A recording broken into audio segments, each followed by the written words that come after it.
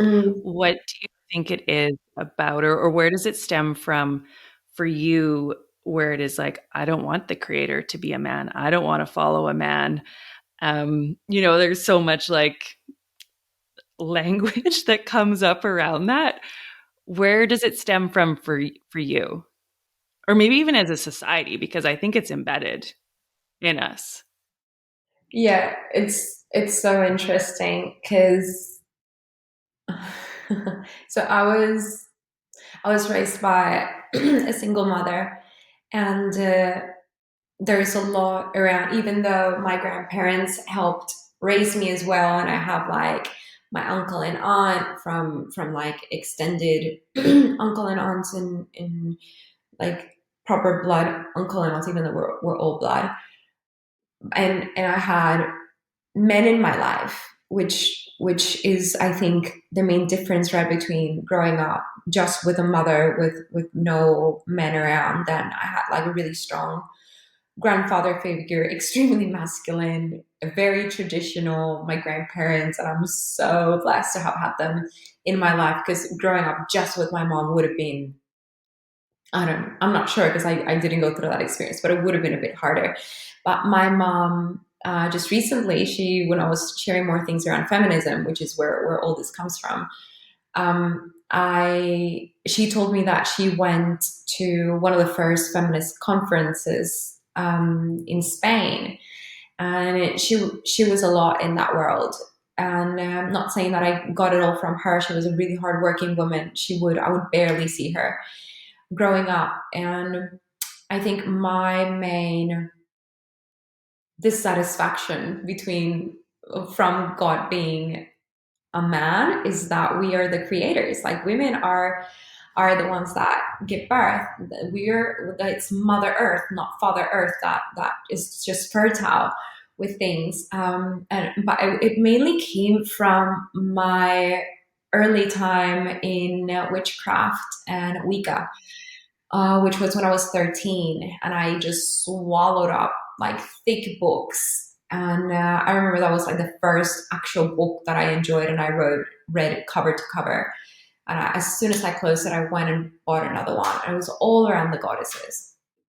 And I thought that was the truth. And that led me to despise Christianity, because that just at the start of the book, it says, I was going to look it up before coming here, but it's like, you thy not suffer a witch to live.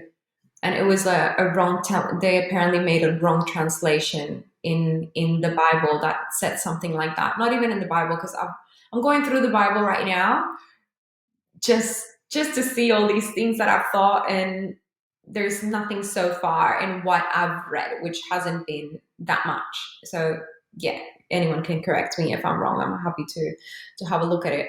But yeah, so there was something about the word maleficarum, and how it vilified witches, and this is the thing that Gerald Gardner, the main proponent of witchcraft and Wicca, was saying. And the way that he was expressing his views around the female goddesses from other cultures, from like the Celtic traditions, Hinduism, and Egypt and Mesopotamia and all these places, it just really grabbed my attention. And I was like, okay, this is the truth. And I just made the decision that that was going to be the truth. So anything that had to do with men, then I thought it was oppressive. And it is the same thing as the goddess culture, what the goddess culture teaches us. And I invite anyone to just have a bit of a look into it, because the main proponents of the goddess culture, they're feminist, and the feminists do have a problem with male oppression. And if we have a problem with male oppression, we are going to, and there's also been a big dislike of Christianity, because of past things, that have happened, that we can't say like, no, that didn't happen. And then we're just blaming a whole religion, um, because of some things that happened. But that's not what Christ, the person that Christianity is based on, would have done, or would have wanted people to do. So, yeah, back to the question, like anything that was male oriented, I was just no. We need representation of a woman there. I went to college, I studied psychology, and I was like, okay, what's the hardest thing that I can study? It's like, okay, I'm gonna do that. And what's the thing that's the most men? Right. In my mentality back then, now I understand different. It was in academia, which I know now, like construction workers and all these other trades that are mainly men, that they're putting their lives out on the line for other people, you know, in society. They're male dominated, but no, I wanted like the highest paying thing. And I was going to go towards that just because I wanted the representation of women. Like, where am I? Where can I see myself in this? And a lot of women that I have been sharing my journey on Instagram, right? They have started the Bible and they're like, but what about women? You know, and they come like with this same thing of like, but where am I? Where can I see myself in this?